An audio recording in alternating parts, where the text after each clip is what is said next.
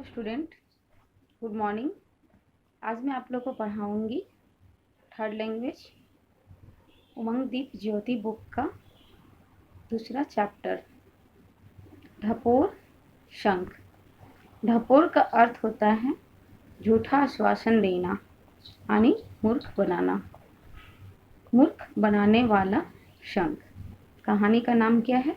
ढपोर शंख यानी मूर्ख बनाने वाला शंख। बहुत पुरानी बात है। वाराणसी के निकट गंगा के किनारे एक गांव में रामू अपनी पत्नी के साथ रहता था। बहुत पुरानी बात है, मतलब बहुत पहले की कहानी है। वाराणसी के निकट गंगा के किनारे एक गांव में रामू था जो अपनी पत्नी के साथ रहता था। वे दोनों प्रतिदिन भगवान की पूजा करते थे और कड़ी मेहनत भी करते थे। फिर भी उनका गुजारा बहुत मुश्किल से होता था। वो दोनों क्या करते थे? प्रतिदिन भगवान का पूजा करते थे और कड़ी मेहनत करते थे, बहुत परिश्रम करते थे। फिर भी उनका गुजारा बहुत मुश्किल हो रहा था, मतलब उनका गुजारा करना बहुत मुश्किल हो रहा था। ठीक है, दोनों रूखा सूखा खाकर समय बिता रहे थे। समय के साथ ऋतुएं भी बदलती गई, परंतु उनकी निर्धनता में कोई परिवर्तन नहीं आया। मतलब समय के साथ मौसम भी बदलती गई, ऋतुएं मतलब मौसम, परंतु उनकी निर्धनता मतलब होता है गरीबी, फिर भी गरीबी में कोई परिवर्तन नहीं आया। गर्मियों के दिन थे। रामू अपनी झोपड़ी के बाहर बैठा अपनी पत्नी से बातें कर रहा था। रामू की पत्नी दुखी मन से बोली, देखो जी, गांव के सभी लोग खाते पीते और खुशहाल है। मतलब गांव के सभी लोग अच्छे खाते हैं, पीते हैं और सभी खुशी हैं। सब अपने घर में सुख शांति में रहते हैं। अकेले हम ही ऐसे हैं जिनके भाग्य में सुख नाम की चीज नहीं है। वो बोल रही है कि अकेले हम ही ऐसे हैं जिसके घर में सुख नाम की चीज नहीं है। हम कितनी भी मेहनत करें परंतु गरीबी ही हमारे भाग्य में है। वो बोल रही है हम लोग कितना परिश्रम करते हैं फिर भी गरीबी क्या है? हमारे भाग्य में है। पत्नी की कातर वाणी सुनकर रामू बोला, कातर वाणी का अर्थ होता है मतलब दुख भरे बोल। ठीक है, पत्नी की दुख भरे बोल सुनकर रामू बोला, तो भाग्यवान, मैं इसमें क्या करूं, कहाँ जाऊं, कैसे अपनी गरीबी दूर करूं? पत्नी फिर बोली, सुनो जी, लोग कहते हैं कि हिमालय में रहने वाले साधु संत लोगों की निर्धनता दूर करते हैं। वो बोल रही है कि हिमालय में जो साधु संत रहते हैं वो क्या करते हैं? लोगों की गरीबी को दूर करते हैं। ऐसा करो, तुम भी हिमालय की यात्रा कर चले आओ। वो बोलती है कि आप भी जाओ और हिमालय की यात्रा करके आ जाओ, अवश्य ही कोई ना कोई महात्मा हमारी सहायता कर देंगे। वो बोल रही अवश्य ही कोई न कोई महात्मा हमारी सहायता करेंगे। मैं तुम्हारे पीछे किसी न किसी तरह दिन काट लूंगी, तुम बस हिम्मत करके चले जाओ। अगले दिन सुबह ही रामू हिमालय की यात्रा पर निकल जाता। वो क्या करता? दूसरे दिन ही हिमालय की यात्रा के लिए निकल जाता है। कई दिन तक पैदल चलने के बाद वह हिमालय की चोटियों के पास पहुंच गया। कई दिन तक पैदल चलता रहा और लास्ट में क्या हुआ? वह हिमालय की चोटियों तक आखिर में पहुंच गया। हिमालय पर चारों ओर बर्फ ही बर्फ था। हिमालय पर्वत तो आप लोग जानते हो, बर्फ का ही पर्वत है। उसके चारों तरफ क्या था? बर्फ ही बर्फ था। ठीक है, लेकिन फिर भी वह चलता ही रहा। अचानक उसे वेद मंत्रों का उच्चारण सुनाई दिया।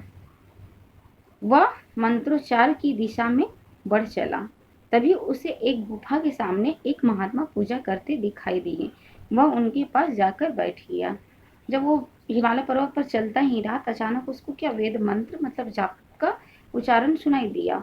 वह जिधर मंत्र का उच्चारण हो रहा था उसी दिशा में चला। तभी उसे एक गुफा के सामने कौन दिखाई दिया? महात्मा, जो पूजा कर रहे थे। ठीक है, वह उनके पास क्या किया? जाकर बैठ गया।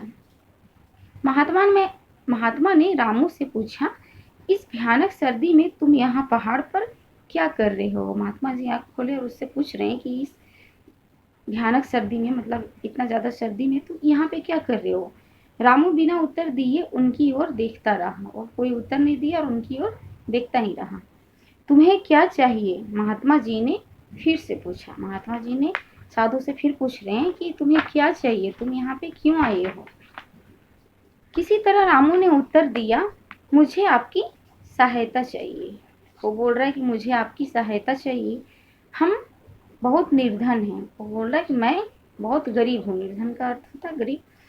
कृपया कुछ ऐसा कर दीजिए हमारी निर्धनता दूर हो जाए। वो बोल रहा है कि कृपया आप कुछ ऐसा कीजिए कि हमारी गरीबी दूर हो जाए।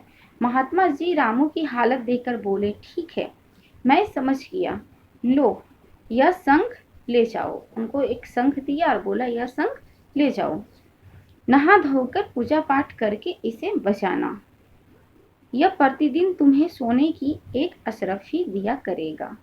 वो महात्मा जी उसे शंख देते हुए बोले कि इसे नहा धोआ कर प्रतिदिन तुम बजाना, तो ये क्या करेगा, यह प्रतिदिन तुम्हें एक सोने की अशरफी यानी सोने की सिक्का देगा, जिससे तुम्हारी निर्धनता दूर हो जाएगी। महात्मा जी बोले जिससे तुम्हारी गरीबी दूर हो जाएगी। ठीक है, रामू ने शंख ले लिया और हाथ जोड़कर महात्मा जी को प्रणाम कर खुशी खुशी अपने घर की ओर लौट पड़ा। वो शंख लेकर अपने घर की ओर खुशी खुशी लौट पड़ा। चलते चलते उसे रात हो गई। रास्ते में वह एक गांव में पहुंचकर एक ब्राह्मण के घर रुका। रास्ते में जब रात हो गया तो क्या किया, एक ब्राह्मण के घर रुक गया। ब्राह्मण ने दया करके रामू को रात बिताने की जगह दे दी और खाना भी खिलाया।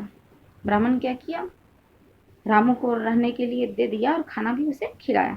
खाना खाकर रामू और वह ब्राह्मण बातें करने लगे। बातों बातों में रामू ने संघ के विषय में सब कुछ ब्राह्मण को बता दिया। और जब दोनों बातें करने लगे तो वो क्या किया, रामू बात बात में ही संघ के बारे में बता दिया कि यह संघ डेली मतलब प्रतिदिन एक अशरफी देगा, ये मुझे महात्मा जी दिए हैं। वो सारी बात ब्राह्मण को बता दिया। पूरी बात सुनकर ब्राह्मण ने दांतों तले उंगली दबा ली। मतलब पूरी बात जब सुना तो ब्राह्मण को क्या आया, लालची आ गया। कुछ देर बाद रामू पोटली सिरहाने में रखकर सो गया। मतलब सिर के पास ही रखकर पोटली क्या किया, रामू रखकर सो गया। संघ की बात सुनकर ब्राह्मण को लालच आ गया। ठीक है, और उसने संघ चुराने की योजना बना ली। संघ की बात रामू जो उसे बता दिया तो उसे क्या आया, लालच आया, और क्या किया, उसने शंख चुराने की योजना बना ली। आधी रात को उसने रामू की पोटली से शंख निकाल लिया। क्या किया, जब रामू सो गया तो आधी रात को ब्राह्मण क्या किया, उसका पोटली से शंख को चुरा लिया और उसकी जगह अपना शंख रख दिया। उसके बदले में क्या किया, अपना शंख को रख दिया। दूसरे दिन रामू ने घर पहुंचकर बड़े उत्साह से महात्मा जी से शंख मिलने की बात अपनी पत्नी को बताई। जब रामू घर पहुंचा तो बहुत खुशी से महात्मा जी जो उसे शंख दिए थे उसके बारे में बताया अपनी पत्नी को कि यह शंख मुझे महात्मा जी ने दिए हैं, इसे मतलब प्रतिदिन एक सोने की अशरफी निकलेगी। अपनी पत्नी से बताया बहुत खुशी से। शंख से अशरफी मिलने की बात सुनकर उसकी पत्नी खुशी से फूली नहीं समाई। मतलब वो बहुत खुश हो गई। उसके मन ही मन प्रार्थना की, हे भगवान हमें ईमानदारी से जीवन बिताने में मदद करना। वो उसकी पत्नी प्रार्थना करने लगी कि हे भगवान हमें ईमानदारी से जीवन बिताने में आप मेरी मदद कीजिएगा। रामू ने नहा धोकर भगवान की पूजा की और शंख बजाया। शंख की ध्वनि तो गूंज उठी, लेकिन उसने सोने की अशरफी नहीं दी, क्योंकि वो ब्राह्मण तो शंख को बदल दिया था। इसलिए शंख की आवाज आई परंतु उससे कोई अशरफी सोने की नहीं निकली।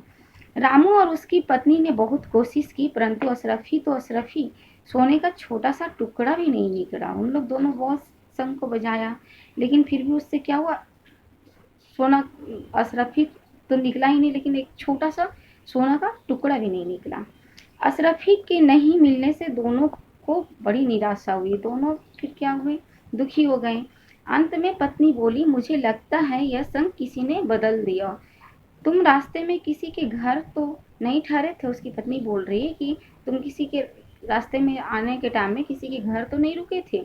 रामू ने रात को उस ब्राह्मण के घर रुकने की सारी बात बता दी। रामू जो ब्राह्मण के घर रुका था वहाँ रुकने की क्या की बात अपनी पत्नी को बता दिया। पत्नी ने कहा, महात्मा जी ने हमारी भलाई की थी लेकिन उस ब्राह्मण ने शंख बदल दिया। वो रामू बोल रहा है अपनी पत्नी से कि महात्मा जी ने, पत्नी उसकी बोली कि महात्मा जी ने हमारी भलाई की थी, लेकिन क्या किया, वो ब्राह्मण ने शंख जरूर बदल दिया होगा, मतलब वो अपने पति को बता रही है। रामू ने निराश मन से पूछा, अब हम क्या करें? वह तो शंख लौटाने से रहा, वो बोल रहा है आप, वो तो अब हमको शंख वापस नहीं देगा, हम लोग क्या करें?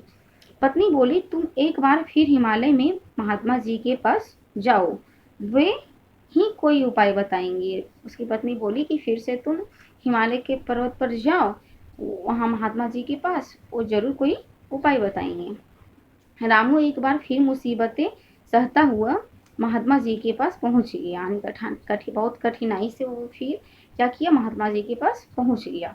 उसने महात्मा जी को सारी बातें बता दी। वो क्या किया, बता दिया किस तरह से उसके साथ, मतलब रात में क्या हुआ नहीं हुआ, वो सारी बात महात्मा जी को बता दिया।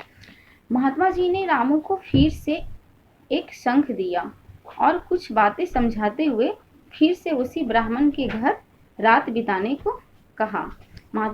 जब रामू महात्मा जी को सारी बात बता दिया तो महात्मा जी क्या बोले कि फिर से तुम उस ब्राह्मण के यहाँ जाना और उसके घर रात बिताना। रामू महात्मा की सलाह पाकर जल्दी ही उस ब्राह्मण के घर पहुंच गया। वो फिर से क्या किया, फिर शंख लिया और फिर से रुकने के लिए महात्मा जी के यहाँ पहुंच गया। ब्राह्मण ने सोचा रामू के पास कुछ और मूल्यवान वस्तु होगी, मतलब वो सोचा कि और कोई कीमती वस्तु ये लेके आया होगा, इसका अच्छा स्वागत और सत्कार करके उसे भी ले लेना चाहिए। वो तो पहले ही शंख चुरा लिया था, अशरफी निकलने वाला, यानी सोने की सिक्का निकालने वाला। वो सोचा कि इसके पास और कोई कीमती वस्तु होगा, इस बार फिर से अच्छा तरह से, मतलब स्वागत करके, सत्कार करके, मतलब अच्छा से क्या करेंगे, फिर से ले लेंगे। यह सोचकर उसने अपनी वाणी में मिश्री घोलते हुए कहा, मतलब मिठास वाणी से बोला, भैया तुम नहा धोकर थोड़ा विश्राम कर लो। रामू को बोल रहा है ब्राह्मण कि भैया आप नहा धोकर क्या करो, नहा धोकर विश्राम कर लो, मैं तुम्हारे लिए भोजन लेकर आता हूँ। रामू बोला, आज मेरा व्रत है, मैं भोजन नहीं करूँगा। रामू बोला कि आज मेरा व्रत है, यानी आज मैं उपवास किया हूँ, मैं आज भोजन नहीं करूँगा।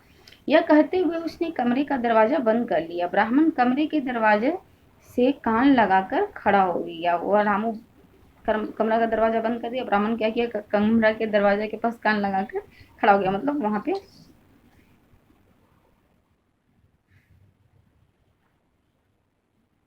रामू ने शंख निकाला और हाथ जोड़कर कहा, हे शंख देता, मुझे एक अशरफी दे दो। एक क्या, तुम 2 अशरफियां ले लो। शंख ऊंची आवाज में बोली, आवाज में उत्तर दिया कि एक नहीं, तुम 2 अशरफियां ले लो। और ये क्या कर रहा था, ब्राह्मण दरवाजा के बाहर से सुन रहा था। लाइए, दीजिए। रामू लगभग फुसफुसाकर बोला, जिसने ब्राह्मण को उसकी बात सुनाई ना पड़े। तुम 4 अशरफियां लो। शंख और भी जोर से बोला। उसके बाद शंख और जोर से बोल रहा है कि तुम 4 अशरफियां लो। लाइए, दीजिए। रामू बोल रहा है, लाइए, दीजिए। तुम 8 अशरफियां लो। फिर से शंख बोल रहा है कि तुम 8 अशरफियां लो। इस प्रकार शंख हर बार अशरफियों की संख्या दुगनी करता रहा। उधर रामू कुछ सिक्के खनकाता रहा। वो झूठ मूठ का क्या किया, वो कुछ सिक्का को क्या कर रहा था, खनका रहा था। और शंख उच्च आवाज में बोल रहा था, तुम 4 अशरफियां लो, फिर दुगना करके तुम 8 अशरफियां लो। इस प्रकार शंख क्या कर रहा था, अशरफियों की संख्या बढ़ा रहा था। दरवाजे पर खड़े ब्राह्मण को विश्वास हो गया कि यह शंख तो पहले से भी बढ़िया है।